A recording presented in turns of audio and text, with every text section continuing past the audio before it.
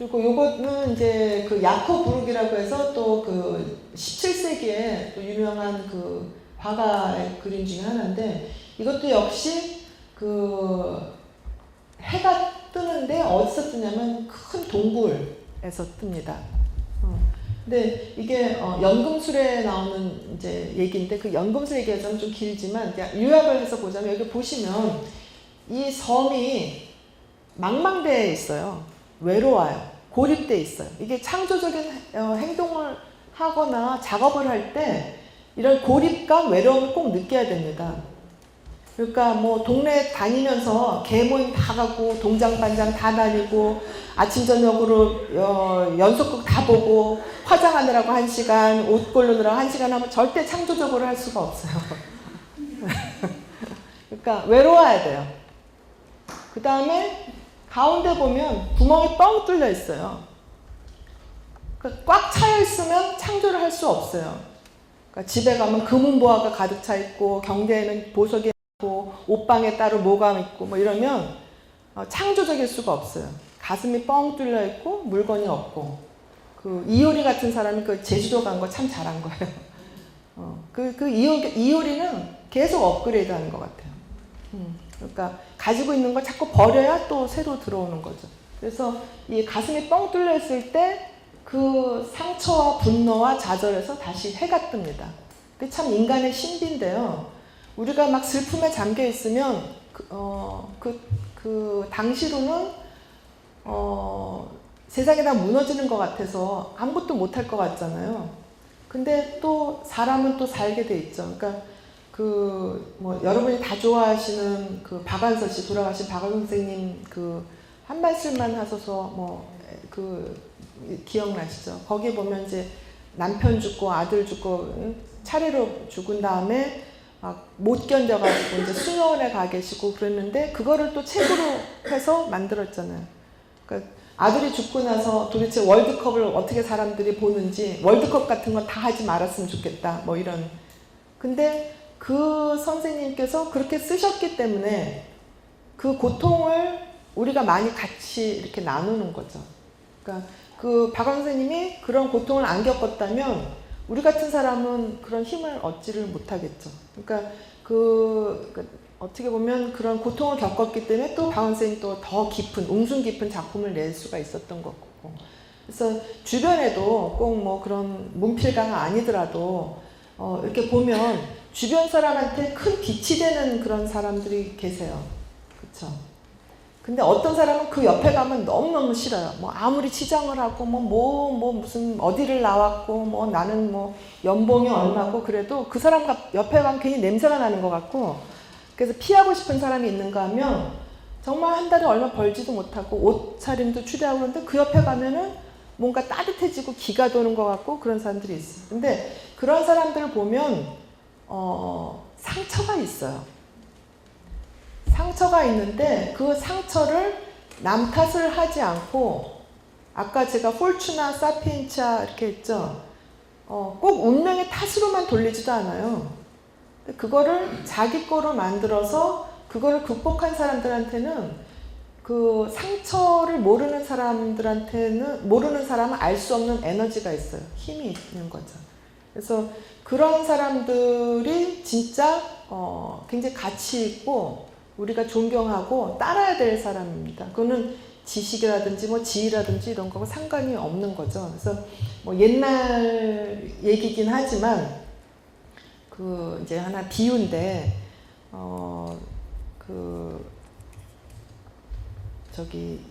힌두교예요. 힌두교의 그 전설이에요. 신화인데 이제 사람을 창조를 했는데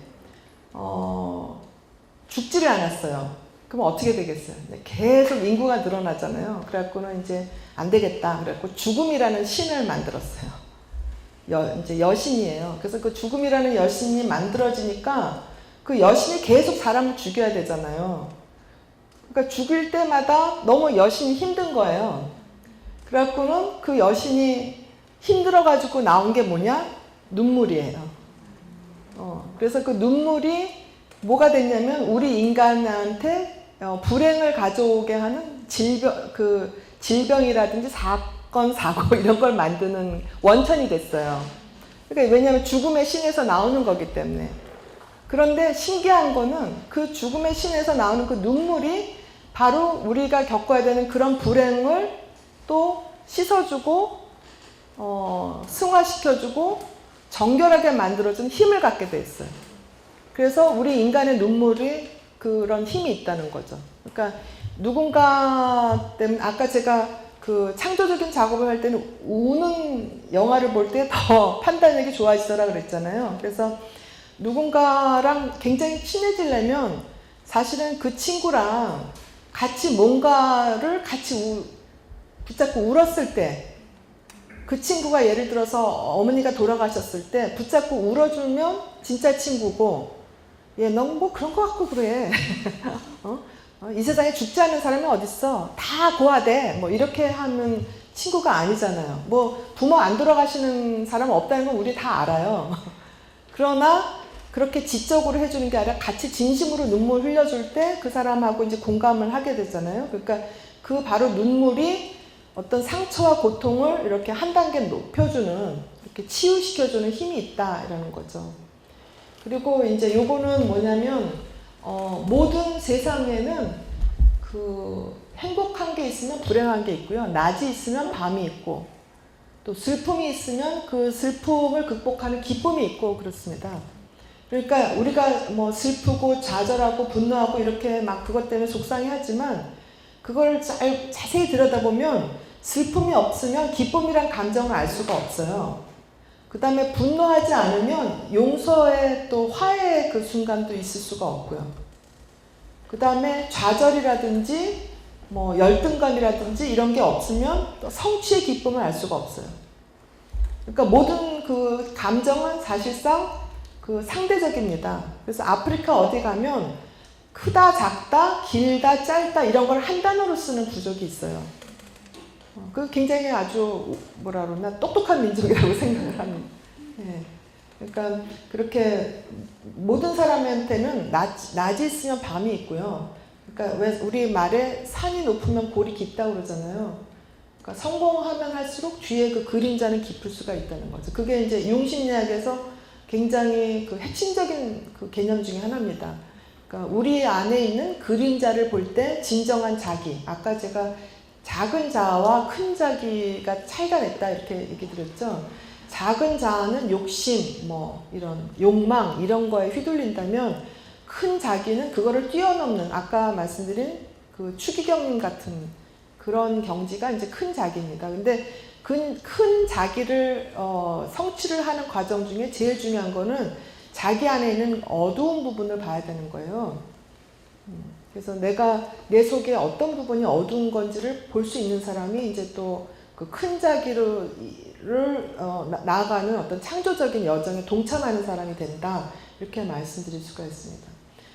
네, 그럼에도 불구하고 우리가 보통 창조다 이러면 너무 경제적인 것만 생각하죠. 창조 경제,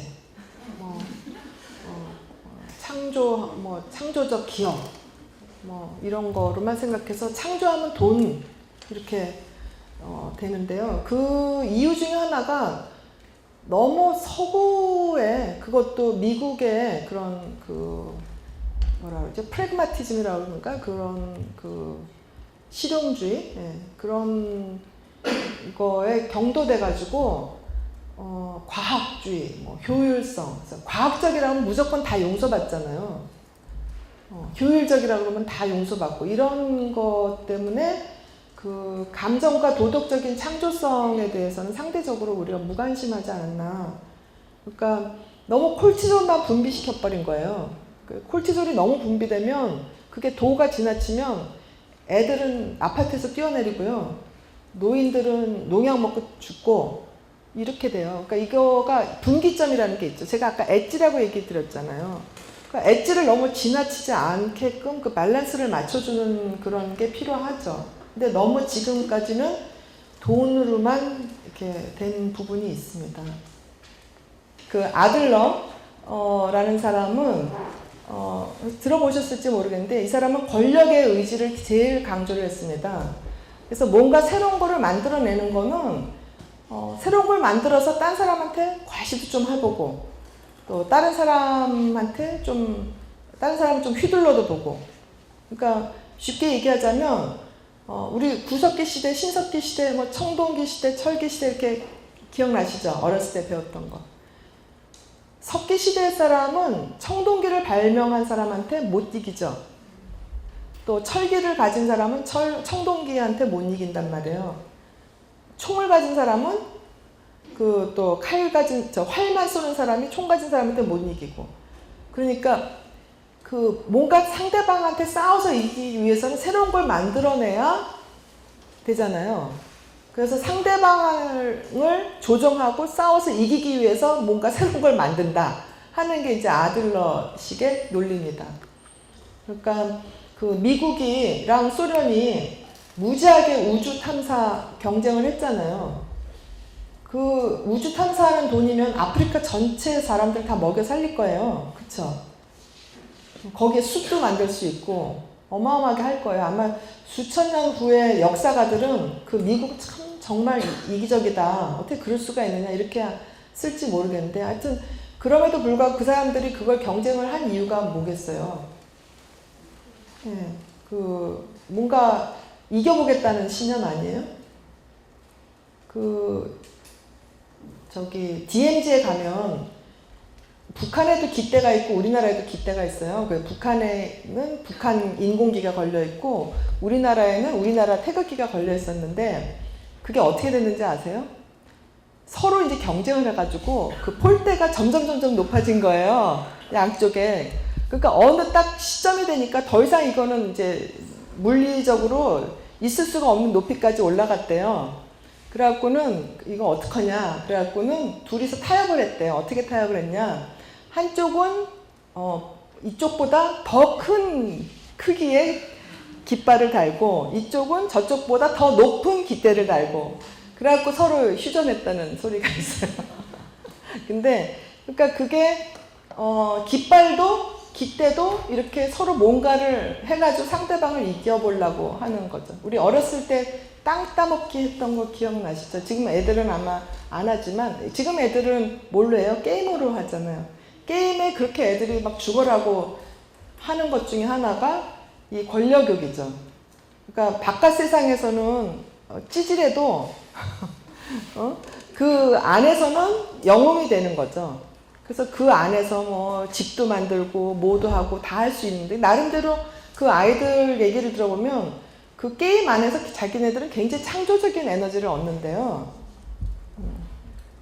심지어는 우리 아들은요, 벤처 회사에 지금 다니는데, 자기는 종교가 필요 없대요. 그래서 왜 종교가 필요 없냐. 엄마는 슬픔이 멈추는 시간 이래갖고는 성경에 대한 책을 2권이나 썼는데, 너는 왜 종교가 필요 없냐. 그랬더니 자기는 게임만 하면 모든 근심 걱정이 다 사라지기 때문에. 게임이 그럼 너는 종교구나 했더니 그렇게 볼 수도 있지 이렇게. 근데 그게 게임 속에서 많은 거를 이제 해소를 한다는 거죠. 조금 옆으로 나갔지만 또 융은 왜 창조를 하느냐 하면 우리 무의식에는 창조적인 사고와 행위를 하는 원형적 배열이 존재한다 이렇게 얘기했습니다. 그게 이제 요즘식으로 얘기하면 DNA죠, DNA. DNA는 게으른 민족 이런 건 없습니다. 그런 거는 DNA에 들어갈 수 없어요. 큰일이에요, 진짜. 그리고 프로이드는 어떻게 얘기를 했냐면 어렸을 때 상처가 정동 반응을 유발해서 그게 창조적인 분출구가 된다. 이렇게 얘기를 했습니다. 다 좋은 얘기인 것 같아요. 그래서 이제 심리학은 그렇게 얘기를 했지만 사실은 창조성 이론은 아주 예전부터 있었죠. 그래서 토마스 홉스라고 아시죠? 계몽시대 철학자는 상상력이 인간 인재의 핵심이다. 중국에서는 그러나 수리부작 혹시 아시죠? 쓰지만 만들어내는 건 아니다. 다 얘기하는 거는 다 선조가 다 얘기했다. 논어에 그런 얘기가 나오잖아요. 온고의지신, 과거를 갖고 새롭게 만든다. 그래서 공자님은 워낙 겸손하셨기 때문에 자기가 뭘 새롭게 만든다는 얘기를 안 했어요. 그리고 그리스에서도 뭐 플라톤 같은 사람은 화가는 새롭게 만들어내는 게 아니라 모방하는 사람일 뿐이다, 자연을. 그래서 실제로 이 크리에이트란 말은 그 인간이 뭔가를 크리에이트다 한다라는 말을 쓸 수 있게 된 거는요, 계몽시대 이후예요. 근대에 들어와서. 그러니까 그전에는 크리에이트라는 단어 자체를, 창조한다는 단어 자체는 하느님한테만 있었지 인간한테는 없었습니다. 그래서 조금 더 강론으로 들어가자면, 이 창조적인 사람이 되려면 이 5가지 단계가 보통은 있다는 거죠. 그러니까 이게 첫 번째가 문제를 인식해야 됩니다. 그러니까 뭐 우리 사회에 뭐가 문제가 있느냐, 뭐 나는 뭐가 문제가 있느냐. 그러니까 내가 지금 예를 들어서 계속 빚이 있단 말이에요. 한 달에 빚이 10만 원, 20만 원씩 생겨요. 그러면 이 빚을 어떻게 해야 되는데, 그러면 내가 이 10만 원, 20만 원을 어떻게 메꾸지? 하는 데서 창조적인 에너지가 생긴다는 거죠. 근데 내가 계속 빚이 늘어감에도 불구하고 그걸 인식하지 않잖아요. 그러면 그거를 해결하기 위해서 뛰지를 않죠. 그러니까 첫 번째 단계는 뭐가 내가 지금 문제가 있다. 우리 부엌에는 칼이 좀 부족해. 라고 생각하는 것도 새로운 칼을 사는 창조적인 행동의 하나의 전제라는 거죠. 그 다음에 그걸 인식만 하고 그 다음에 또 잊어버리면 안 돼요. 금방 잊어버려갖고 아이 몰라 어떻게 되겠지 하는 게 아니라, 그걸 진심으로 내 안으로 가져와서 그래 이건 나는 심각한 문제야. 그러니까 이걸 내가 어떻게 해야지 하면서, 인큐베이션이라는 말이 이제 그 인큐베이터 아시죠? 그 인큐베이터가 애를 키우는 거죠. 그것처럼 내 문제가 어떻게 되는 건지 그걸 키워야 되는 거예요. 뱃속에서. 좀 힘들지만. 그래서 뭐 도박이라든지 뭐 빚이라든지 이런 거, 빚 중독, 도박 중독 이런 사람들은 절대로 내면화하지 않아요. 그걸 가지고 있지 않고 그냥 다 오늘은 재수가 없어서 라고 얘기해서 내일은 재수가 있겠지 하고 갑니다. 그런 사람들은 인큐베이션을 못하기 때문에 문제를 풀지를 못하죠. 그 다음에 내면화하기는 하는데 강렬한 정동 반응이 없잖아요. 모티베이션이 없고 동기가 없으면 움직여지지 않습니다. 그러니까 예를 들면 우리가 뭐 이한열 열사가 그때 또 박종철 군이 그런 걸 보고 우리가 정말 좀 요즘 좀 막말로 하자면 꼭지가 돌지 않았다면 그 민주화가 안 되는 거죠. 그러니까 강한 어떤 분노나 슬픔 또는 뭐 심지어는 공포도 있을 수 있어요. 뭐 천안문 사건 이런 것도 그 엄청난 공포를 느끼게 하는 사건이었잖아요. 그렇게 그 정동이 있어야 그 뭔가를 만들어내 갑니다. 그 다음에 그것만이 아니라 직관적으로 이건 해야 된다라는 생각을 해야 됩니다. 그러니까 직관력이 있어야 뭔가 새로운 걸 만드는 거죠. 그러니까 CEO들 중에서 직관력이 좋은 사람들이 이렇게 새롭게 해서 이렇게 끌고 나가는 거죠. 그 다음에 직관력만이 중요한 게 아니라 그 생각을 베리피케이션해서 분화하는 거죠. 구체적으로 만들어요. 그러니까 제 아들이 이제 벤처를 하니까 이제 가끔 가다가 제가 뭐 이런 아이디어는 어때? 저런 아이디어는 어때? 그렇게 딱 얘기를 하면 우리 아들이 뭐라 그러냐면, 아이디어는 누구나 다 있어. 어떻게 실행하느냐가 문제지. 실행할 능력이 있는 사람이 하는 거야. 이렇게 딱 얘기를 하고 저를 이제 야단을 치는데 이 분화하고 형상화하는 그런 게 필요하죠. 그리고 융은 이런 거를 조금 또 연금술의 그 어떤 상징으로 조금 비교를 해서 얘기를 했습니다. 그래서 이거를 슬픔과 연결을 시키자면 처음에 상처를 받잖아요. 그러면 그 맨 위에 루비도라고 해서 빨갛게 염증이 생기는 반응이 생깁니다. 그러니까 처음에 내가 예를 들어서 뭐 남편이 바람을 폈다. 그러면 그 바람핀 남편 때문에 막 충격받고 막 뭐라 그러죠? 화끈화끈하고 뭐 가슴이 막 뜨겁고 뭐 이런 단계가 오죠.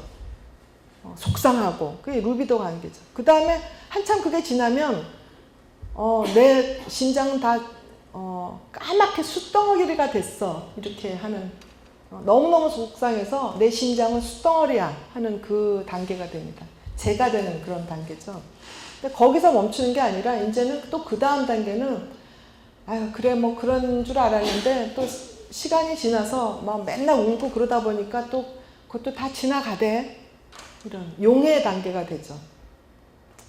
뭐 난 다 내려놨어 뭐 이런 식의 얘기를 이렇게 하는데, 또 그 다음 단계는 뭐냐면 그런 고통을 그 고통 속에서 허부적거리는 게 아니라 이렇게 좀 또 객관적으로 응시하는 거죠. 그러니까 예를 들자면 애인하고 헤어지면 처음에는 막 그 얼굴이 빨개지고 막 속상하고 화끈거리고 뭐 이렇게 뭐 잔뜩 있잖아요. 그런데 한참 지나고 나면 생각해보니까 그 여자 별로 안 이뻤어. 세퍼레이션해서 볼 수 있는 거죠. 분리고, 그 다음에는 이제 그 분리된 상태에서 이렇게 대충 하는 게 아니라 더 단단해지는 시기가 와야 됩니다. 요번에는 좀 진짜배기 여자를 좀 사귀어봐야지. 그러면서 이제 그 여자한테 조금 더 잘해주고, 그러니까 과거의 상처를 융합을 시키는 그런 단계가 와야 되는 거죠. 그 다음에 거기서 끝나는 게 아니라 새 여자친구는 전 여자친구하고 좀 달라야 돼요. 단계가 이제 하나 올라가는 거죠. 변화된 거죠. 그러니까 전 여자친구한테는 굉장히 내가 순진하게 이렇게 했다면 지금 여자친구한테는 그보다는 조금 더 세련되게 여자의 마음을 좀 알고 이렇게 변화된 모습을 보인다. 그게 뭐냐면 발효입니다. 발효. 그러니까 과거의 나와 지금의 내가 다른 거죠. 그러니까 뭐 벤처 사업을 한다 그러면 첫 번째 실패했을 때 벤처 사업가의 모습과 두 번째, 세 번째 벤처 사업가의 모습이 조금 달라진 사람들이 꽤 많아요. 이제 그게 발효가 되는 거죠. 발효돼서 이렇게 새로운 화학 물질로 변화하는 시기가 되고, 그러면 거기서 끝나냐 하면 이제 그보다 더 단계, 뭐 스티브 잡스가 명상 많이 했다고 왜 책에도 많이 나오죠. 그래서 그런 그 초월적인 경험도 또 그 다음에 할 수가 있습니다. 그 추기경께서 나 부활했어 하는 그런 게 하나의 증류하는 그런 단계고, 그 다음에는 셀프와 연결이 돼서 자아와 자기가 이거와 셀프 엑시스라고 그러거든요. 그쯤 되면은 진짜 조금 더 우리 같은 사람은 좀 쉽게 맛볼 수 없는 경지겠죠. 그러니까 뭐 데레사 성인이라든지 뭐 바오로 성인이라든지 뭐 이렇게 해서 그 자아와 자기 축이 아주 경건하게 돼 있는 그런 단계가 이제 창조적인 단계의 이제 스텝이다, 이렇게 얘기를 했습니다. 그래서 우리 같은 사람은 아마 그 루비도 정도에서 계속 헤매야죠. 이게 굉장히 바빠요. 이 연금술에서 뭔가를 만들려면 이게 그 뭐 용광로도 있고 뭐 빻기도 하고 찢기도 하고, 근데 저는 이거를 꼭 이런 복잡한 연금술의 방에서만 이루어지는 것 같지는 않아요. 우리 같은 주부는 부엌에서도 많이 이루어집니다. 부엌에서 하는 게 맨날 이 창조적인 거죠. 칼로 찢고 뭐 짓이기고 불로 끓이고 용해하고, 예? 그렇죠. 그거를 하찮게 볼 게 아닌 게요. 만달라 아시죠? 만달라라고 티베트의 스님들이 모래를 이렇게 갖다 놓고서는 거기다 그림을 사흘 낮밤을 막 그리잖아요. 염색도 하고. 근데 사흘 낮밤을 다 그린 다음에 그걸 싹 없애죠. 그게 창조의 그 과정을 다시 재현하는 거거든요. 그러면 우리가 이제 돌을 닦으려면 티벳에 가서 만달라를 그림을 막 그려야 되냐? 그렇지 않아요. 집에서 밥하면 돼요. 이렇게 열심히 밥하고 이제 열심히 먹고 설거지해서 싹 치우면 그게 만달라의 과정이죠. 그게 창조의 과정입니다. 그러니까 창조 중에서 가장 제가 볼 때는 깨끗하고 제일 좋아요. 뒤에 남는 게 없어요.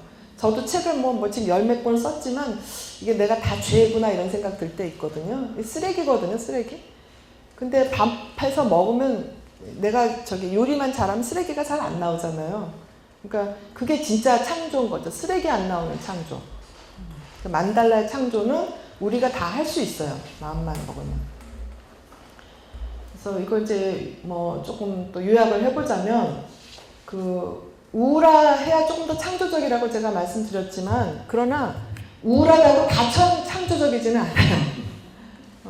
우리 애는 맨날 찡그리고 다녀. 쟤는 창조적이라서 그래. 이렇게 막 간단하게 생각하시지 말고, 얘가 왜 그러지? 하고 한번 보시는 것도 좋죠. 그 다음에 창조적인 사람은 우울해지는 경우가 많아요. 많지만, 그러나 그 우울의 그런 기간이 너무 길다. 그러면 그거는 창조적 우울이라기보다는 병적인 우울이라고 할 수도 있죠. 그 다음에 조증 환자는 굉장히 창조적인 것처럼 보여요. 실제로 우리나라의 그 재벌들 중에서 어떤 패밀리들은 조증이 많습니다. 근데 그런 조증 있는 그 재벌은 잘 망해요, 또. 조증이 딱 왔을 때는 문어발로 막 이렇게 늘리거든요. 그리고 막 이상한 데 막 투자해요. 감옥에도 가고 뭐 이렇게 해서 또 그 재벌이 망하기도 하고, 그게 꼭 도덕적으로 그 사람들이 꼭 나빠서가 아니고요. 이 조증 상태였을 가능성도 상당히 있어요. 그 다음에 창조적인 사람은 너무 심하면 정신분열증이 된다. 이제 이게 뭐 우리 그 뷰티풀 마인드 뭐 이런 거 보신 기억나세요? 네, 뭐 이런 것처럼 하나의 어떤 고정관념이죠. 뭔가 좀 창조적인 사람은 약간 좀 미친, 뭐 사이코 뭐 이런 기질이 있다 이렇게 얘기를 하는데, 실제로 정신분열증의 창조성하고 창조적인 사람의 창조성하고는 좀 달라요. 그러니까 정신분열증의 창조성은 이제 스테레오타이픽이라는 얘기를 하는데 계속 반복되는 테마가 나와요. 그러니까 이렇게 잠깐 한 10분쯤 들으면 이 사람은 굉장한 문필가가 될 것 같아요. 그 사람이 그림 그리고 한 10분만 보면 이 사람 굉장한 화가 같아요. 그런데 정신분열증의 경우에는 한 일주일까지도 필요 없어요. 한 하루 이틀만 보면 그걸 계속 똑같이 그려요. 그리고 계속 똑같은 얘기를 하고. 그러니까 그게 아주 뭐라 그러나 드라마틱하게 보이는 게 그 샤이닝인가요? 혹시 기억나세요? 공포 영화인데 그 호텔에서 그 아주 옛날 영화라서 아마 안 보시는 건지 모르겠는데 잭 니콜슨 나오는 영화인데, 그 호텔에 가족들이만 있는데 그 아버지 가장이 소설가인데 이제 호텔에 겨울에 비수기에 가니까 아무도 없잖아요. 그래서 거기서 조용하게 글 쓴다 그러고 타자를 계속 치는데 나중에 보니까 똑같은 것만 이렇게 쭉 치고 있는 그런 거 기억 아마 하실지 모르는데, 그런 게 정신분열증적인 창조성이죠. 그 다음에 우리가 잘 속기 쉬운 게 지능이 높은 사람이 창조적이다. 이거는 그렇지는 않아요. 그러니까 역사에 보면 창조적인 사람들은 오히려 100, 한 2, 30? 그 정도 되고요. 정치인들은 100이 조금 안 되고 경제인들은 100 하나, 100둘 이렇게 CEO들 이렇게 되고, 성공하는 데 높은 IQ는 별로 필요하지 않아요. 오히려 더 걸리적거릴 수도 있어요. 특히 우리나라 같이 권위적인 사회에서는 자기보다 조금 똑똑하면요 교수 임용도 안 시켜주고 자기 밑에 데리고 있으려고 그러지도 않고 그런 경우도 있어요. 그래서 꼭 지능이 높다고 해서 창조적으로 잘 풀리지는 않아요. 그 다음에 우리 아이를 창조적인 아이로 만들기 위해서 뭐 영재학교도 보내고 집에 온갖 뭐 장난감이란 이런 건 다 갖다 놓고 이러면 창조적인 인물이 되면 절대 그렇지 않고요. 너무 뭘 많이 갖다 주면 아이들이 어떻게 되냐면 주의력 집중장애만 생겨요. 그러니까 장난감을 막 너무 많이 갖다 주잖아요. 그러면 하나에 집중을 못 하죠. 제가 아까 얘기를 잠깐 드렸지만 창조적이 되기 위해서 제일 중요한 것 중에 하나가 퍼시스턴스예요. 지속적으로 계속 하나만 할 수 있는 그 집요함이 좀 있어야 되거든요. 아까 우리 아들이 저보고 한 대로 아이디어는 누구나 다 있어. 근데 그거를 컨시스턴트하게 아주 일관되게 밀고 가는 사람은 이제 진짜 천재인 거죠. 근데 그 일관되게 밀고 가는 힘은 안락하고 좋은 환경이 아니에요. 부족하고 결핍돼야지 일관되게 밀고 가요. 힘들지 않은데 왜 하겠어, 그쵸? 뭐가 부족해야지 하니까. 그 다음에 재밌는 거는 동성애자들이 또 창조적이에요. 근데 이거는 동성애자가 되라는 게 아니고 뭐 게이를 하지 말래매요, 누가. 게이 퍼레이드 뭐 이런 거 하면 나라가 망조라고 그러는데 그건 창조적이지 않으니까 충분히 그렇게 얘기할 수 있는 사람인 것 같아요. 저는 물론 레즈비언은 아니지만 애도 있고 다 있어요. 그래서 그러나 우리 사회는 레즈비언이나 게이를 절대로 밖으로 내치면 안 돼요. 왜냐하면 이 사람들이 좀 더 창조적이에요. 플라톤? 게이였어요. 그 당시에는 플라톤만 게이가 아니고요. 그리스 어른들은 어느 시기가 되면 이 아이들 있죠. 한 15, 16세에 그 청소년들을 애인으로 삼는 게 다 관습이었어요. 그리고 이제 사포라고 유명한 시인 아시세요? 그리스 그러니까 남자들이 게이면 여자들은 레즈비언이 되겠죠. 당연히 짝이 없으니까. 그래서 여자들도 역시 동성애자들이 굉장히 많았어요. 근데 그리스만큼 창조적인 시대가 많지 않죠. 왜 그러냐? 그걸 융심리학에서는 어떻게 설명을 하냐면, 우리 사람은 양성적인 면이 다 있다는 거죠. 그러니까 남자는 이 무의식의 여성적인 측면이 있어요. 그걸 이제 아니마라고 하고, 여자는 무의식의 남성적인 측면이 있어요. 그래서 그걸 아니무스라고 얘기를 해요. 왜 나는 남자인데 나는 여자인데 무슨 헛소리야 이렇게 얘기하실지 모르겠는데, 그건 뱃속에서 보면 알아요. 우리가 아이가 자궁에 있을 때 그 한 4, 5개월까지는 여자하고 남자하고 구별 못하는 거 아시죠? 그 왜 구별을 못하냐? 너무 작아서 못하는 게 아니고요. 맨 처음에는 양성을 다 갖고 있어요. 그런데 DNA하고 호르몬에 따라서 이제 5, 6개월부터는 양성이 분화가 돼요. 그래서 해부학적으로 보자면 남자의 페니스는 여자의 클리토리스예요. 그게 이렇게 분화가 되는 거예요. 그래서 이 동성애자들의 경우에는 자기 무의식에 있는 게 막 올라와요. 양쪽을, 양성을 다 가지고 있는 거죠. 그래서 창조적이 될 가능성이 많다는 거죠. 그래서 레오나르도 다빈치라든지 보들리아르, 랭보, 파스빈더, 감동, 조디 포스터, 엘렌 디제너스 이런 사람들 굉장히 성공한 그 코미디언인데, 이런 사람들은 아주 내놓고 레즈비안이고 게이고 그러죠. 근데 이거는 그냥 제가 말씀드린 거는 그래서 동성애를 옹호하고 많이 하자 이런 게 아니고요. 뭔가 새롭고 낯설고 익숙하지 않고 좀 엉뚱하고 기발하고 그리고 관습적이지 않은 데서 창조적인 에너지가 나올 수 있으니까, 이제 보통 우리 같은 사람들은 그런 천재가 있으면 죽이지 말자는 뜻이에요. 네. 그러니까 천재는 천재만 가지고는 될 수가 없어요. 보통 이렇게 천재성이 별로 도드라지지 않는 사람들이 그 사람들 도와줘야 천재가 꼽혀요. 그러니까 사회가 앞으로 나가려면, 그래서 조금 더 발전하려면 그런 괴상하고 이상하고 발칙하고 뭔가 이런 사람들이 죽지 않아야 돼요. 그 사람들이 어떻게 보면 우리 대신에 칼날에 찢기면서 베어가면서 사는 거거든요. 근데 그런 사람들을 죽이면, 예를 들면 이순신 같은 사람도 그 위인도 마찬가지예요. 거북선은 얼마나 창조적인 거예요. 그쵸? 근데 그 당시 이순신이 잘 먹고 잘 살지는 않았잖아요. 굉장히 여러 가지 역경이 많았잖아요.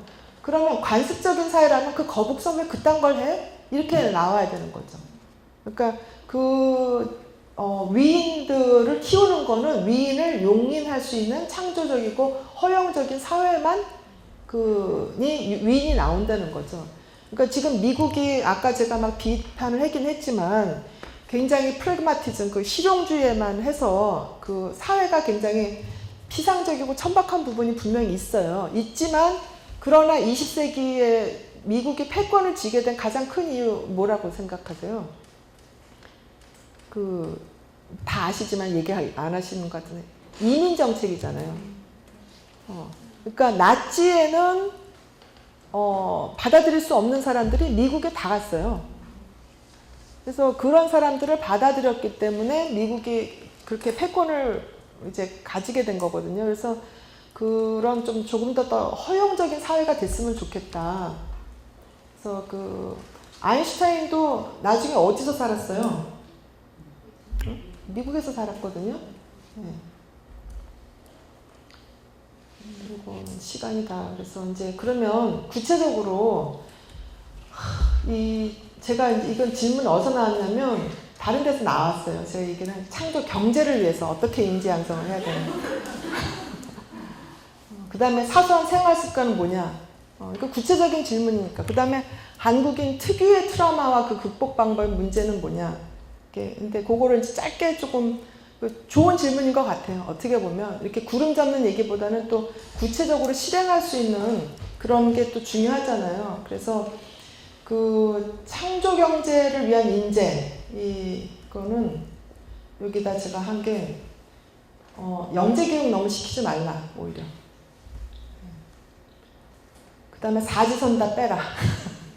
괄호넣기 빼라. 그 다음에 신체경을 많이 하게 하라. 그 다음에 너무 심한 권위주의, 그 다음에 너무 허용적인 무책임한 그런 거 둘 다 버려라. 그 다음에 너무 지나치게 불안하고 피로한 사회를 조장하지 말아라. 그다음에 중요한 거는 교사와 부모들이 창조적인 자녀를 키울 에너지가 있어야 된다는 거죠. 너무 지치면 아이들한테 창조적이 될 수가 없어요. 그러니까 인상에서 이제 어른들이 어른인데도 불구하고 어렸을 때 자기 부모에 대해서 서운한 거를 막 얘기하면서 우시는 분들이 있어요. 그래서 이제 그때 우울하고 뭐 이런 거 얘기하는데 가만히 들어보면 그 엄마 아빠들이 괴물이 꼭 아니에요. 왜 그렇게 자녀들한테 허용적이지 못했고 자녀들을 괴롭혔냐면 그 엄마 아빠가 너무나 힘들었어요.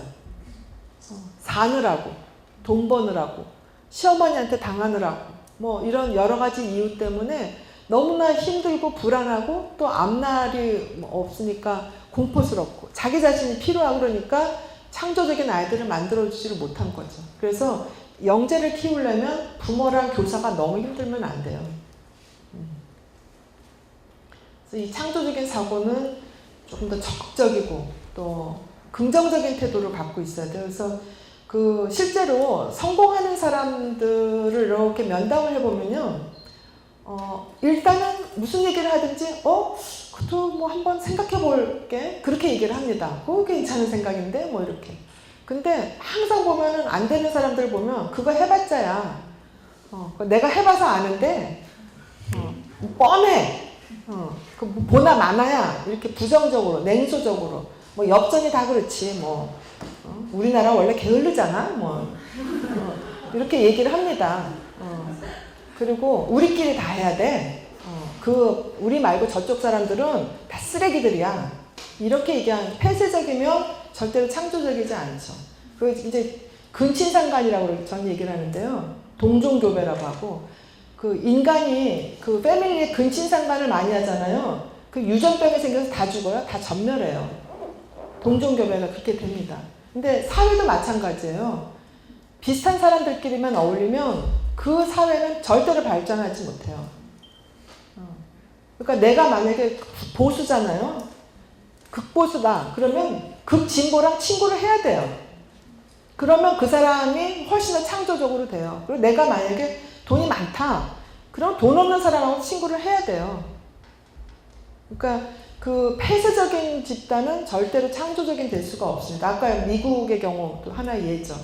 유럽은 점점 망하잖아요. 미국은 상대적으로 올라가고. 그 중에서도 그래도 망하지 않은 독일이 왜 망하지 않느냐. 이유 중에 하나가 물론 뭐 그 유로화의 장난도 있었지만 독일이 통일됨으로 인해서 동종교배의 근친상간에서 벗어날 수 있었다는 거죠. 그 사회주의를 맛본 거죠. 일종의. 그 다음에 일본이 지금 망해가는 이유 중에 하나가 거기는 이민정책을 안 쓴다는 거죠. 조센징 뭐 이래가면서 철저하게 그 자기들 안에서만 심지어는 유학도 잘 안 가잖아요. 일본이 망하는 이유 중에 하나라는 거죠. 그러니까 우리나라가 이렇게 다문화 막 하고 이런 거는 굉장히 좋은 정책 중에 저는 하나라고 봅니다. 근데 거기에다가 뭐 영남, 호남 이렇게 구분하고 이러면 창조적이 될 수가 없죠. 그러니까 제가 얘기한 그 글쓰기, 토론, 뭐 분석 뭐 이런 거가 그 객관식 문제 풀고 이런 거에 그래서 지금 수능으로만 계속 한다는 거는 이제 거꾸로 가는 거죠. 네. 초가삼간 빈대 잡는다고 초가삼간 태운다고 애들 사교육 안 시킨다고 책 안 보고 문제 풀기만 시키게 하는 거면 미래가 없어요. 그 다음에 아이들이 시끄럽게 한다고 수동적으로 말 잠드는 거 가만히 있어라. 이거는 절대로 창조적이 될 수가 없죠. 그러니까 아이들이 좀 뛰어다니기도 하고 움직이기도 하고 뭔가 이렇게 좀 엉뚱한 것도 얘기하고 이제 융이 어렸을 때 뭐 글을 써갔더니 선생님이랑 막 싸웠어요. 선생님 이거 어디서 베꼈냐 막 이런 얘기를 해가지고 이제 뭐 융이 자기 자서전에 쓴 게 있는데 좋은 선생님 같으면 어린 놈이 이런 생각도 해? 그러고서는 하고 그거를 키웠겠죠. 저는 융처럼 그렇게 똑똑하지는 않았지만 저도 초등학교 때 선생님한테 무지하게 야단 많이 맞았어요. 뭐 그림 그리라고 하면 엉뚱한 거 그리면 와가지고 막 이렇게 보면서 미친 애라는 눈도 받았고 뭐 글 써가지고 가면 똑똑하다고 잘난 척해? 뭐 이러고 빈정거리고 그래서 나는 어렸을 때 그런 걸 나만 겪은 줄 알았더니 융도 그런 걸 겪었더라고요. 그래갖고 근데 나는 왜 융처럼 똑똑하진 않은데 그래서 그 이제 이렇게 마지막에 보여드리는 그림이 우리나라는 절대로 게으른 민족이 아닙니다. 굉장히 기가가 있고 아주 웅혼한 기상을 가지고 그 조선 시대도 절대로 아무것도 안 한 그런 시기가 아니고요. 심지어는 그 대학 문턱에도 안 간 심사임당도 엄청난 창조적인 거를 할 수 있었던 사회입니다. 그래서 그런 제가 뭐 다른 방송에서도 얘기하고 그랬지만 상처를 자꾸 받지 않으려면 기억을 해야 돼요. 예. 근데 그 기억 때문에 자학은 할 필요 없어요. 자학하고 자기 비하하고 자성은 달라요. 뭔가 새롭게 만들어서 반성해서 하는 거하고 자기 비하하는 거하고는 다르거든요. 그리고 상처가 치유하는 거하고 있는 거는 별개의 문제예요. 그러니까 위안부 할머니들이 상처가 다 어떤 할머니들은 용서하신 분들도 분명히 있는 것 같아요. 다큐멘터리 이런 거 보면 극복하신 멋있는 할머니들도 있어요. 그런데 그 할머니들한테 잊으라고 하는 소리는 그 욕이에요. 그쵸? 그래서 상처를 극복을 하면서 창조적인 에너지를 뿜지만 잊어야 되지 않을 거는 잊지 말아야 되는 거죠. 정조나 정약용 같은 정조가 얼마나 공부를 열심히 했느냐면요. 밤낮을 해가지고 눈병이 생기고요. 이 우리나라의 왕들 중에서 종기가 생긴 사람들 되게 많았어요. 세종도 종기가 생겨서 했는데 왜 종기가 생겼겠어요? 앉아서 뭉개서 생긴 거거든요. 책을 너무 많이 봐서. 정조는 자기가 시험 문제를 내가지고 다 외웠어요. 몇 년 동안에 답안까지 과거 보러 온 사람들의 답안을 다 외울 정도로 머리가 비상한 사람이었고 정약용도 정조가 사실은 정조의 하나의 파트너죠. 수원 화성이 정약용 덕에 원래 10년 계획했던 거 3년 만에 이렇게 했잖아요. 그래서 이 창조는 느린 과정을 감내해야 되고 그 다음에 죽음을 또 인식하는 게 중요해요. 그러니까 창조한다고 해서 우리가 하느님처럼 뭐 영원할 수는 없어요.